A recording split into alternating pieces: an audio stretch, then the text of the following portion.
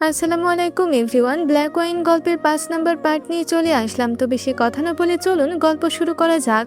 আজ তোমাকে আমার বাবা বলতেও লজ্জা করছে। যাকে ১৮ বছর নিজের মেয়ের পরিচয়ে বড় করলে তাকে টাকার বিনিময়ে ওই রকম একটা মানুষের হাতে তুলে দিলে যার কোনো অনুভূতিই নেই, নিতান্ত একটা পশু বলা চলে। সেদিন চেরি জ্ঞান হারানোর পর নাফিস হায়দার হাসপাতালে নিয়ে যাওয়ার কথা বলেন। যদিও হসপিটাল যাওয়ার কোনো বিশেষ কারণ ছিল না, বাড়িতেই ডাক্তার ডাকলে হয়ে যেত, তবুও তিনি জোর করে চেরিকে হসপিটালে নিয়ে যান। ইলহাম সাথে যেতে চাইলে তিনি নাকচ করে বলেন, একজনের বাড়িতেও থাকা উচিত, আরও দুইজন নারী আছে, কোনো বিপদ হলে দুইজনই বাড়ি থাকলে তো সমস্যা। নাফিস হায়দারের কথাই যুক্তি থাকায় ইলহাম বাড়িতে থেকে যায়। এরপর ৪ ঘন্টা পর তিনি একাই বাড়ি ফিরে আসেন। চেরির ব্যাপারে তাকে জিজ্ঞাসা করলে সে কিছু না বলে নিজের রুমে চলে যান। সকালেই মায়ের কাছে সবটা শুনেছে সে। ইলহামের কথাই নাফিস হায়দার দিতে উঠলেন, বললেন, ইলহাম, বেশি বেশি করো না, আবেগ দিয়ে জীবন চলে না। চেরিকে যদি আজফার ইসদানের হাতে তুলে না দিতাম তবুও সে নিয়ে যেত, উল্টো তার কথা অমান্য করার অপরাধে আমাদের সবাইকে জিন্দা জ্বালিয়ে দিত। ইলহাম বলল, এসব লেম এক্সকিউজ দিয়ে নিজের দোষ ঢাকার চেষ্টা করো না। তুমি চাইলেই পুলিশ প্রোটেকশন নিতে পারতে।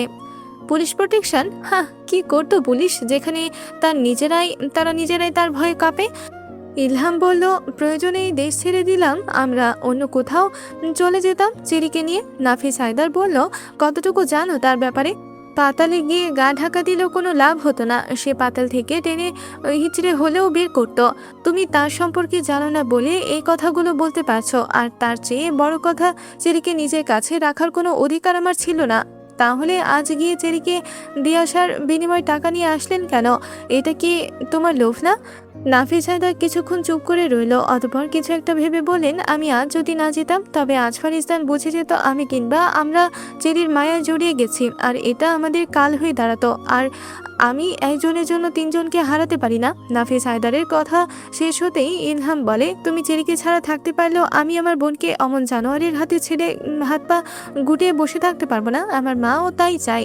চেরিকে ফিরিয়ে আনতে আমি সব করব।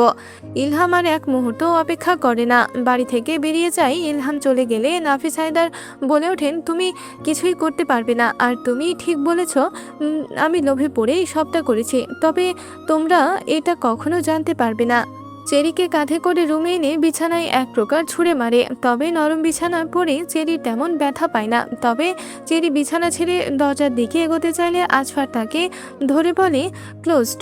অমনি দরজা নিজে থেকে বন্ধ হয়ে যায়। তারপর দরজা লক হওয়ার শব্দ আসে, সেই শব্দে চেরির পা থেমে যায়। হতাশ চোখে দরজার দিকে তাকিয়ে পেছন ফিরে আজফার আয়েশ করে বেডে বসে আছে। চেরি আজফারের দিকে তাকাতেই আজফার তাকে ইশারা করে কাছে আসতে বলে। এ দেখে চেরি ঘৃণায় নিজের মুখ অন্যদিকে ফিরিয়ে নেয়। চেরিকে মুখ ফিরিয়ে নিতে দেখে আজফার বলে, কাছে আয় রেড ওয়াইন, আমাকে রাগাস না। আমি রেগে গেলে তোর জন্য সেটা মঙ্গলজনক হবে না।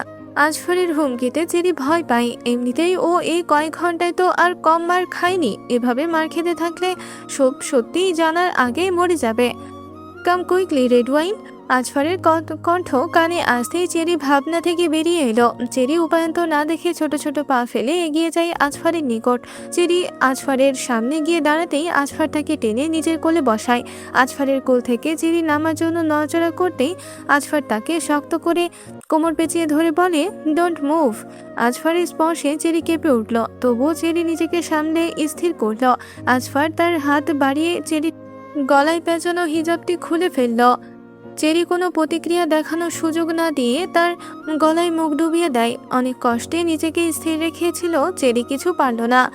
আজফার ইসদানের থেকে ছাড়া পাওয়ার জন্য ছটফট করে উঠল। এর পূর্বে কোনো পুরুষ তার এত কাছে আসেনি। আজফার তার ছটফটানিকে পরোয়া না করে তার গলায় ছোট করে কয়েকটা চুমু খেয়ে বলে, রেড ওয়াইন, ছটফট করে থামিয়ে প্রশ্ন কর, কিন্তু ভেবেচিন্তে প্রশ্ন করবি। আমি তোর কেবল 3টি প্রশ্নের উত্তর দেব। চেরি স্থির হয়ে যায়। তার 3টা প্রশ্নের উত্তর পাবে শুনে সে খুশি হয়। কিছুক্ষণ এভাবে বসে থেকে যদি তার উত্তর পাওয়া যায়, খারাপ কি? এমনিতেই আজফার যতক্ষণ না চাইবে ততক্ষণ চেরি চাইলেও নিজেকে ছাড়াতে পারবে না। তার চেয়ে উত্তর জেনে নেওয়া ভালো। অনেকে ভেবে চিনতে প্রশ্ন করে, বাবা ওই সময় যা কিছু বলেছে সব সত্যি ছিল? আজফার চেরির গলায় নাক ঘষে ছোট করে বলে, হ্যাঁ। চেরি পুনরায় কেঁপে ওঠে। আজফার প্রত্যুত্তরে এদিক ওদিকে তাকিয়ে চেরি কান্না থামাতে চায়। একজন মানুষ নিজের জীবনের 18 বছর পার করার পর জানতে পারে তার পুরো জীবনটাই ভুল ছিল, ছলনার মধ্যে ছিল সে এতকাল। সে মানুষটা না চাইলেও ভেঙে যাবে। চেরির চোখ দিয়ে জল গড়িয়ে পড়ে। না জানি আর কত কান্না তার কপালে লেখা আছে। আজফার তাড়া দিয়ে বলে, time is running out red wine. আজফারের এই ছোট বাক্যে চেরি নিজেকে শক্ত করলো। এটা তার ভেঙে পড়ার সময় নয়, তার এখনো অনেক কিছু জানা বাকি। নিজেকে বুঝিয়ে চেরি দ্বিতীয় প্রশ্ন করে, আমার আসল প্যারেন্টস কি স্বেচ্ছায় আমাকে আপনার হাতে তুলে দিয়েছিল? এই প্রশ্নটা করার সময় তার গলা কাঁপছিল। এই প্রশ্নের উত্তর তার পরের পদক্ষেপে নিতে সাহায্য করবে। চেরির কথা শুনে আজফার ঠাট্টা সুরে বলে, সিলি গার্ল, জীবনেও দেখেছ কেউ তার উইকনেস শত্রুর হাতে স্বেচ্ছায় তুলে দেয়? তবে তার সম্মতিতেই তুমি এখানে। সেদিন সে রাজি না হলে তুমি এখানে থাকতে না। চেরি কানে বাজে এই কথাটা। সেদিন তারা রাজি না হলে তুমি এখানে থাকতে না। তার মানে তারা স্বেচ্ছায় তাকে এই দানবটার হাতে ছেড়ে দিয়েছে, নিজের দুধের শিশুকে। আর শত্রুতা? কিসের শত্রুতা? শত্রুতা জোরে তাকে কেন বন্দি করা হয়েছে? তার সাথে আর কোনো শত্রুতা নেই? সব চিন্তা ভাবনা করে চেরি তৃতীয় প্রশ্ন করে, কিসের এই শত্রুতা? কোন শত্রুতার জোরে আমাকে এই শাস্তি দিচ্ছেন? আমি তো আর আপনার শত্রু নই। চেরির প্রশ্নের উত্তর না দিয়ে আজফার হুট করে চেরির গলা কামড়ে ধরে। চেরি ব্যথায় চিৎকার করে ওঠে, আহ লাগছে, ছাড়ুন আমাকে। কি করছেন আপনি? ছাড়ুন। হাতের সাহায্যে আজফারকে ঢেলে সরাতে চাইল চেরি, কিন্তু আজফার ছাড়ার বদলে আরো চেপে ধরল। চেরি ব্যথায় আজফারকে অনবরত ঠেলতে লাগলো, কান্না করছে। এক সময় আজফার তাকে ছেড়ে দিল। কামড়ে ধরা স্থান থেকে ক্ষত হয়ে রক্ত বের হচ্ছে। আজফার ছেড়ে দিতে চেরি তার কোল থেকে নেমে যেতে চাইল, কিন্তু আজফার আগের মতোই তার গলায় মুখ ডুবিয়ে বলে, শত্রুতা? কারণ সে আমার কাছ থেকে আমার প্রিয় কিছু কেড়ে নিয়েছে, তাই আমি তার কাছ থেকে তার প্রিয় কিছু কেড়ে নিয়েছি। আমি তাদের প্রিয় হলে নিশ্চয় তারা তাদের দুধের শিশুকে আপনার মতো দানবের হাতে তুলে দিত না। চেরির কথাই আজফার উত্তর দিল না। সে এইটাই চেয়েছিল, চেরিকে তার পরিবারের প্রতি ঘৃণা করাতে, আর সে সফলও হয়েছে। আজফার চেরি ঘৃণার পরিমাণ বাড়াতে তাকে বিছানায় ফেলে নিজের ভার তার ওপরে তুলে দিল। কানের কাছে মুখ নামিয়ে হাঁচকি টোনে বলল, সব কিছুর জন্যই মূল্য পরিশোধ করতে হয়। নিজের 3টা প্রশ্নের উত্তর নিয়েছ, এখন তার মূল্য চুকাও। Emergency room number 110। মধ্যবয়সী এক নারী নামি দামি একটি প্রাইভেট হাসপাতালের বেডে ছটফট করছেন। হার্টবিট মনিটর থেকে অনবরত টুটটুট শব্দ ভেসে আসছে। নাকে অক্সিজেন মাস্ক লাগানো থাকা সত্ত্বেও তিনি বড় বড় করে শ্বাস নিচ্ছেন। হাতের পিঠে লাগানো ক্যানুলাই একে একে 3টি ইন্ডাকশন পুরো পুশ করলেন ডাক্তার। কেবিনে দরজার সামনে দাঁড়িয়ে সবটা দেখে কেঁদে উঠল মিলি। হাতে থাকা ফোনটি বের করে আবারও কল করলো তার বাবাকে। একটিবার রিং হওয়ার সাথে অপর পাশ থেকে রিসিভ করে মিলির বাবা রিজভি শেখ ব্যস্ত সুরে বললেন, মামুনি এই তো এসে গেছে, আর 5 মিনিট, এটুকু বলে কল কেটে দিলেন। 5 মিনিট বললেও তিনি 3 মিনিটের মধ্যেই হস্তদন্ত হয়ে 110 নম্বর রুমের সামনে উপস্থিত হলেন। মিলি বাবাকে দেখে ছুটে গিয়ে জড়িয়ে ধরে কেঁদে ওঠে, বাবা, মা কি কখনো ঠিক হবে না? মেয়ের করা প্রশ্নের কোনো জবাব দিতে পারলেন না রিজভি। সান্ত্বনা দেওয়ার মতো ও কোনো ভাষা নেই তার। সে নিজেও জানে না কবে চিত্রাকে একটু সুস্থ স্বাভাবিক দেখবে। আদৌ কি এই জীবনে তাকে সুস্থ দেখার সৌভাগ্য হবে কিনা?